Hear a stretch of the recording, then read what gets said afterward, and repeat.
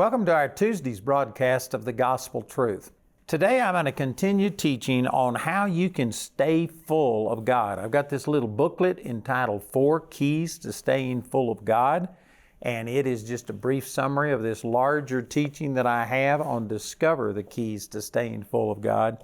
And this is one of my favorite things to teach on. This is something that has just brought a stability to my life. It's something that I use every single day of my life.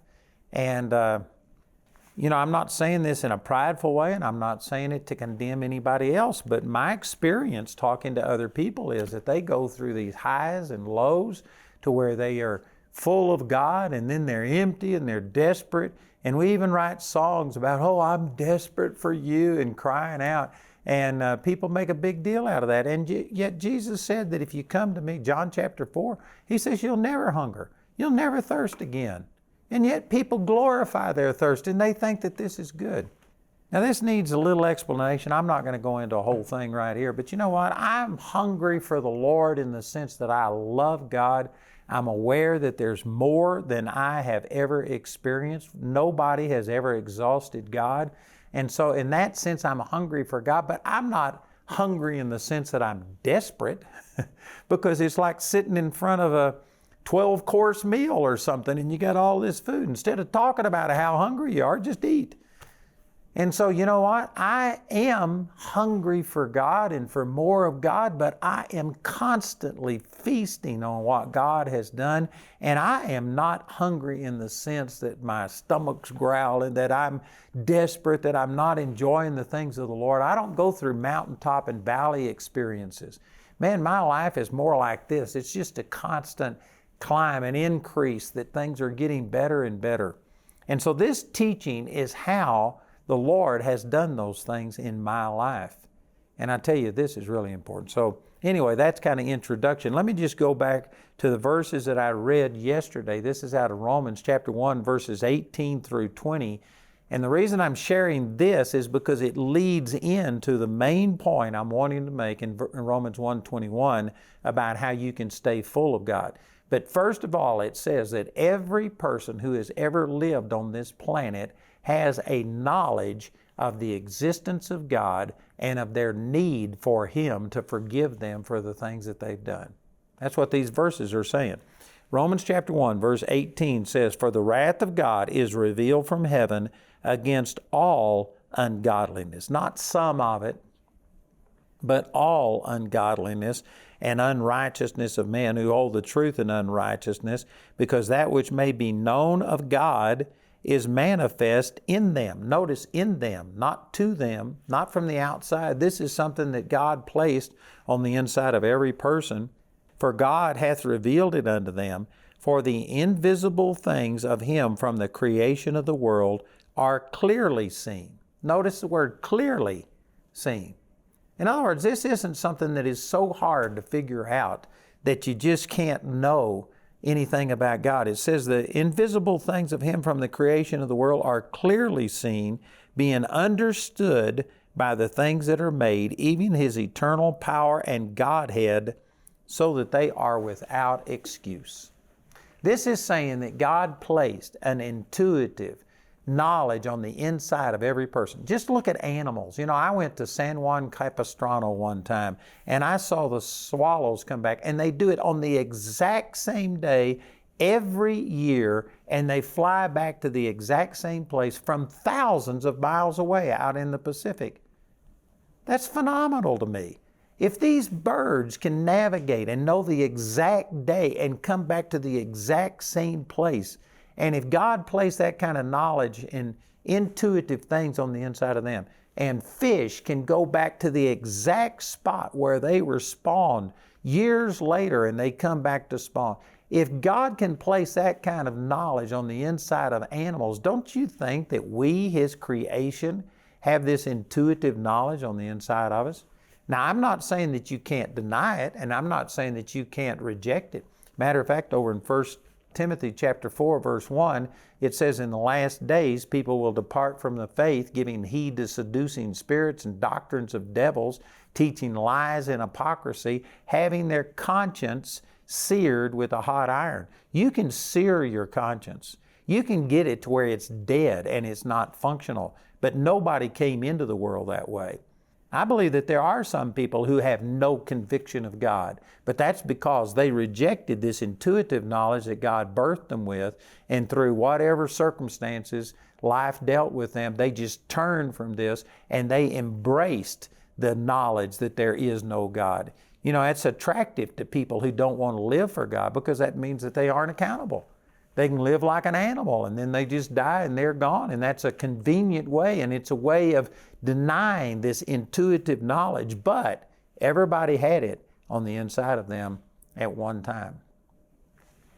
You know, I'm using my living commentary here, and I've got it so that it's on computer, it can be on your phone and stuff. But one of the things in these verses, there are 5 different times that words are used to just emphasize how that this is not something that is just for 1 or 2 people, that this is something that's universal to every single person. For instance, the use of the word all in verse 18, it means that He has revealed Himself against all ungodliness and unrighteousness of man. In verse 19, the word in the Greek is phaneros, and it means manifest. It was translated manifest, but it means that it is shining, that is apparent, is what that word means. So when it says that it is manifest unto them because God hath revealed it unto them, that means that it is apparent, shining. And then there's another word that is a variation of phaneros, and it's phanero, and it means to render apparent, literally or figuratively. And then you just keep going on, and it means it's instinctive, it's intuitive knowledge. And then ultimately it says in the last of that 20th verse, it says, so that they are without excuse.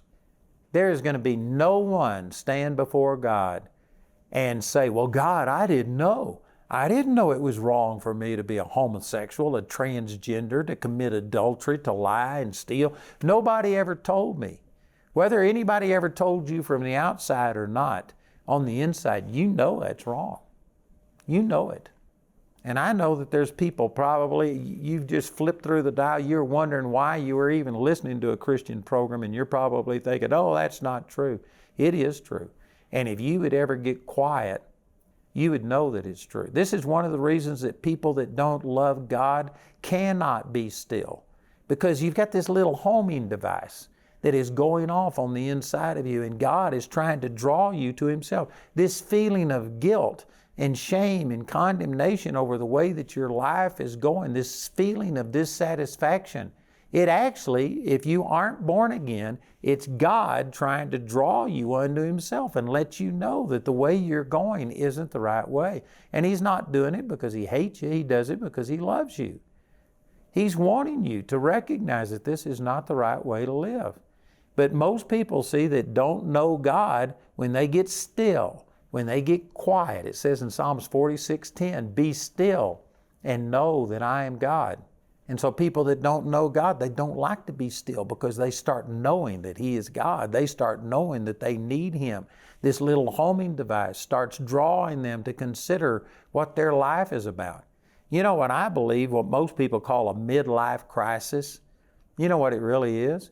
They have just deadened themselves to this intuitive knowledge of God, and they're just living their own life. But about the time they're around 30-something or 40, they sit down and they think, you know what, I'm halfway through with this life. And what am I doing? And what's going to be the end result? And all of a sudden reality sets in that I can't goof off like this and have fun, and that can't be what my life is about.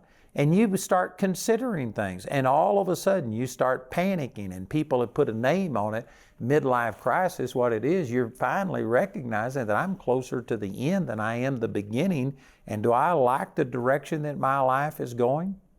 And you need to let that be an inspiration for you to turn around and to make adjustments. So there is this intuitive knowledge on the inside of every person. Now the rest of this chapter, Romans chapter 1, beginning with verse 21, starts telling you that you can take steps away from what God has revealed on the inside of you God doesn't force this on you. It's there for every single person, but you can deaden yourself to it. You can deaden your conscience, and according to 1 Timothy chapter 4, verse 1, you can actually sear your conscience, like with a hot iron, to where it doesn't even function anymore. And the rest of this, Romans chapter 1, gives progressive steps that people take away from knowing that God is there. And so what I'm going to do is show you what these 4 progressive steps in Romans chapter 1, verse 21 are, and I'm going to flip this and reverse it and say that if you would do the opposite of what this is saying people do to walk away from this intuitive revelation of God, if you would do the opposite of this, well, then it'll have the opposite effect. It will keep you from ever walking away from God. It will keep you from having these mountaintops and valleys. If God ever touches your life, it will still be functional and it'll be good many years later. I'm now 57 years removed from when God revealed Himself to me, March the 23rd, 1968. And I tell you what, it's impacting me more today than it did back then. I haven't lost it. It's increased. It doesn't happen automatically. There's some things that you have to do, and that's what Romans 1:21 is describing. Let me just go ahead. I'm going to come back to verse 21, but let me just say that the rest of this chapter starts talking about progressive steps that people just take away from God. Did you know nobody just turns on God instantly? You may think so. You might have a personal testimony and think that it just happened instantly, but it was building up. There were things happening. Satan can't come and just overwhelm you all at one time. There has to be these progressive steps. You know, when Peter walked on the water in the 14th chapter of the book of Matthew, and he walked on the water to go to Jesus, it says that he took his eyes off of Jesus and he began to sink. I've never seen anybody begin to sink in my life. You just sink if you're trying to walk on water, but he began to sink. In other words, it doesn't happen just all at once. And your rejection of the Lord, your walking away from the Lord doesn't happen all at once. You know, with Peter, when he denied the Lord, and all of the disciples denied the Lord, it says, first of all, that the Lord went to pray in the Garden of Gethsemane, and He told His disciples, watch and pray that you enter not into temptation. And did you know what? They didn't watch and pray. They were sleepy, and they went to sleep. And then the next thing, after Jesus was arrested, it says they followed Him afar off. And then ultimately, He had the little maid come out and say, you were one of His disciples, and Peter wound up denying the Lord 3 times. And some people think, see, it just happened all at once. But no, it came, there were progressive things. First of all, he didn't pray when God told him to pray, so he wouldn't enter into temptation. And instead of following the Lord closely, he followed the Lord afar off. And then his temptation to deny the Lord came. You may not be aware of it, but I can guarantee you nobody just turns away from the Lord all at once. Again, every single person at one time when they were a little kid had an intuitive knowledge of God. And you had to take progressive steps away. It may just be, you know, it could have been small things like maybe you started smoking and you knew you shouldn't do it. You knew you were in trouble. You tried to hide it from your parents, and yet you did it. Or you could have started drinking, or you could have started doing drugs, or you could, you know, there's these steps. It could be different for every person, but somewhere you begin to deaden yourself to this conscience that you had. You knew you shouldn't have gone and stole this thing. That's the reason you had to hide it. But yet you did things, and you started deadening yourself to this conscience. And you do it progressively over and over and over. And this is what Romans 1:21 is describing, all of these progressive steps where people at one time when they knew God, they didn't glorify Him as God. They just walked away. They became vain in their imaginations. And they professed themselves to be wiser than God, is what it goes on to say. And then it begins, the last steps here are homosexuality. I've had people before say, well, the Bible doesn't even mention homosexuality. You know, forgive me for just being blunt, but that is dumber than a rock. for people to say stuff like that. Did you know the word homosexuality wasn't even invented or ever used until the late 1800s, and the King James Bible was translated in the 1600s, 1603 I think it was. And so no, the word homosexual isn't used in the King James. A lot of the modern translations use it, but it's describing this. Anybody that can read this and not understand what it's talking about just isn't using your brain for anything except a hat rack. Look at this. It says in verse 25, it says, who changed the truth of God into a lie and worshiped and served the creature more than the Creator, who is blessed forever. Amen. For this cause God gave them up unto vile affections, for even their women did change the natural use into that which is against nature. That's talking about lesbianism.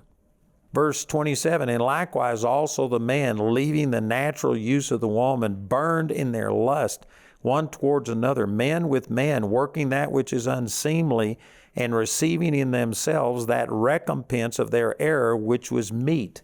This is talking about homosexuality, and the recompense of their error is talking about all of the sexually transmitted diseases and things, and says that's just what they get for doing those kind of things. And in verse 28 it says, and even as they did not like to retain God in their knowledge, God gave them over to a reprobate mind to do those things which are not convenient, being filled with all unrighteousness, fornication, wickedness, covetousness, maliciousness, full of envy, murder, debate, deceit, malignity, whisperers, backbiters, haters of God, despiteful, proud, boasters, inventors of evil things, disobedient to parents, without understanding, covenant breakers, without natural affection, implacable, unmerciful, who knowing the judgment of God, again, see, this goes back to verses 18 through 20, that everybody on a heart level knows that there is right and wrong and that they're going to have to answer to God for what they've done. So who knowing the judgment of God, that they which commit such things are worthy of death, not only do the same, but have pleasure in them that do them. So this is describing all of these things that we do to walk away from God. And in verse 28 it says, because they didn't like to retain God in their knowledge, God gave them over to a reprobate mind. What that means is that the conscience is constantly telling us, this is wrong. You need to get this right. You need to come to God and receive forgiveness. Your conscience is always trying to correct your actions. But if you reject it and you just start walking away, it's like this train is going to where you're going to hell. You're totally damned. There is no such thing as salvation. And the last stop on that train before you get to where you are reprobate, where He just takes all conviction away from you, the last stop it mentions here is homosexuality. And I tell you, homosexuality, transgenderism, all of these perversions are dominant in our culture today, and this shows you how close to being reprobate we are. Reprobate means that God just doesn't convict you anymore. In John chapter 6, verse 44, Jesus was saying, no man can come unto me except the Father draws him. You have to be drawn to God. People will say things like, I found God, but God wasn't the one that was lost.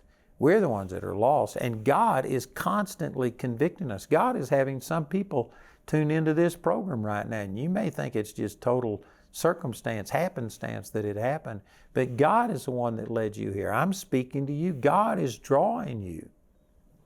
And if you just turn away and say, no, I don't want this, and you just refuse to acknowledge God's conviction, ultimately, if that's your choice, He will let you go. And once He quits convicting you and drawing you to Himself, you cannot come to Him. You can't come to God when you want to.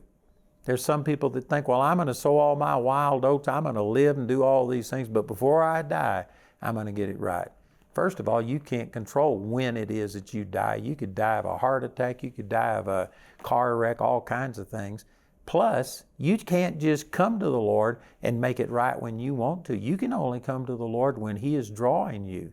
And if you just push Him away, there is no guarantee that He's going to continue to convict you over and over. If He convicts you one time and ever shows you that you're wrong, that's all that He's obligated to do, is to give you one choice.